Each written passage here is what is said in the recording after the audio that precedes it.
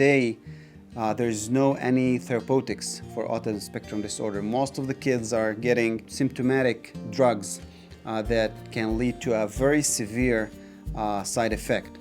My goal is to try to help millions of kids around the world to get therapeutics that can help them to relieve their very severe symptoms. My lab at the Hebrew University is looking mainly for two main aims.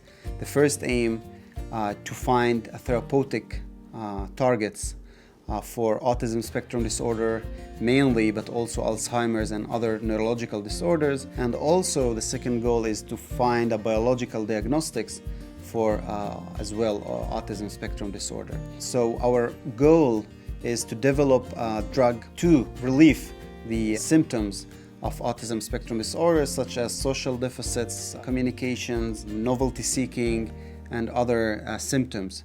So our lab has developed in the last 3 years a drug that targets a specific molecule in the brain named nitric oxide. We have got an amazing result from this project.